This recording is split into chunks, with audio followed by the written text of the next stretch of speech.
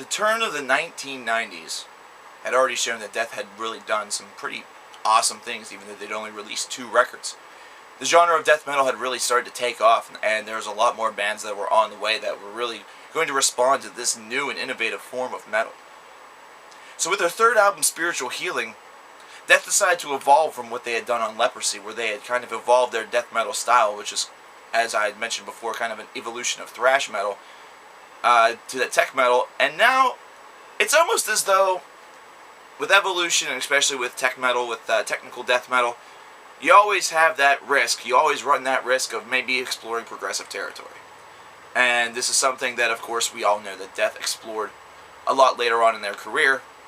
But many people would say that on Spiritual Healing, we got our first real taste, the first real glimmer, the birth pains of their progressive experience.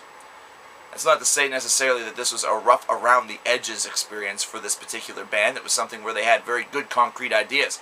However, it seemed that this 8-track, 43-minute long affair was mired by a couple of other different and maybe completely unrelated or completely nonsensical items. For one, it seems like Chuck's vocals, for some strange reason in the mix, it just seems like Chuck's vocals are out of balance with the rest of the music. It seems as though his vocals have a precedence over the music instead of it being very balanced and very fitting, as it had been on the previous 2 releases and as it continued to be in releases after this one. It just, it's the feeling that I got every single time that I listen to this record. It's a feeling that I always will get whenever I listen to this record, unless the reissue that's coming out here in 2011 corrects this problem, which, well, knowing how they process reissues is very possible. It seems as though the mix is a little bit off balance, and it seems as though the vocals are a little bit more of the highlight or the shine, and it seems like in this particular light, it's a very rough experience. It's almost as though this was a weaker point as far as Chuck is concerned, even though whenever you consider the genre and you consider, you know, the way in which these singers are doing their job and singing and emoting, you're not expecting, you know, Luciano Pavarotti here. But it just seems as though this particular mix, especially with it being highlighted, is a little bit more rough around the edges. Not to mention, it seems the mix in general is just sort of is a little bit weak and sort of suffers a little bit, as though the construction was very well done by this particular band on Spiritual Healing.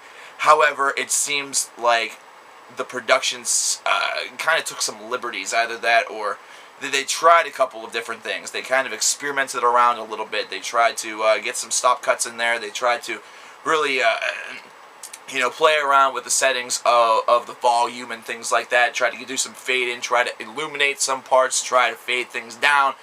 And the whole experience was just a little bit of a mindfuck. It's something where at points it works very well, where at other points it really does not work at all. Spiritual Healing's real highlight for me, not besides the obvious of the impressive guitar work, is actually the lyrics on this particular record. We start to see Chuck's style shift and divulge more into a very philosophical individual, very philosophical range, something that we've been, well, accustomed to Chuck doing in the latter stages in the 1990s section of his career, but this is really the point where, if you didn't notice it before, this was where it really started to come into play. Songs such as Spiritual Healing and especially Killing Spree, whenever you have him talking about Adolf Hitler. And it's just really a credit to the wide span and the wide, vast array of knowledge that these individuals are able to possess whenever they construct their lyrics, and the different motivations or the different aspirations or the different topics that they're able to really take their inspiration from and construct a body of lyrics around. This is an album that really highlights more so on that point than on anything else. The music around it is still extremely tight and extremely solid, but as I mentioned before, it just seems the production, the representation of that is a little bit rough around the edges, and that's something that on a lot of different places will bring the collective score of an overall pretty decent to very good album down. This is actually an affair that some people may say they have to stomach it in order to make it through, and I would have to disagree.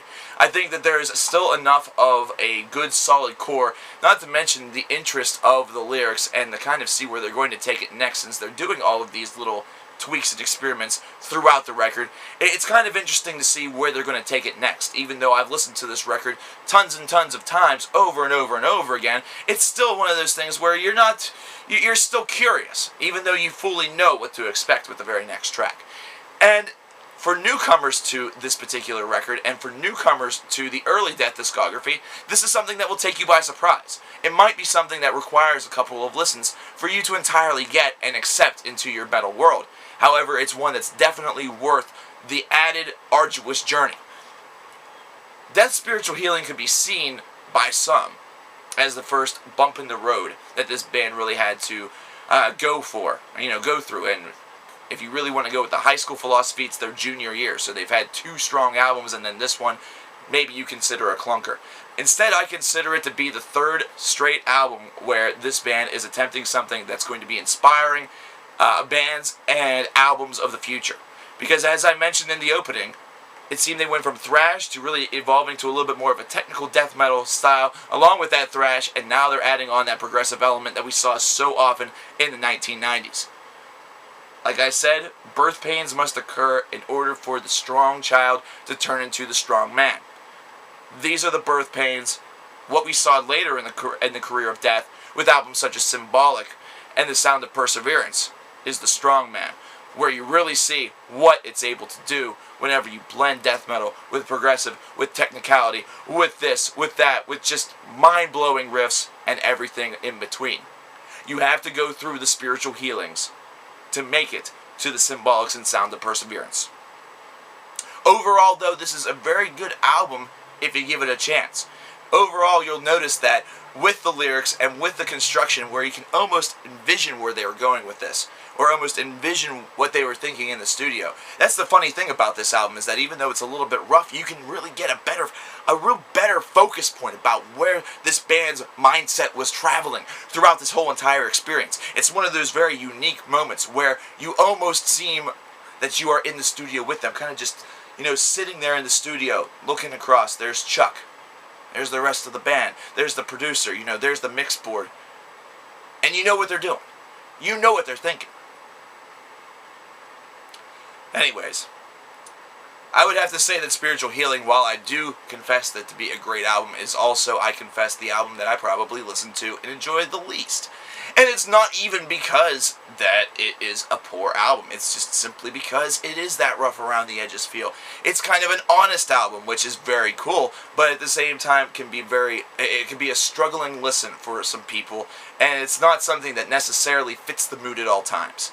Still, with that said, their quote-unquote worst album, in my opinion, is still an 8.25 out of 10, so they're obviously doing something right.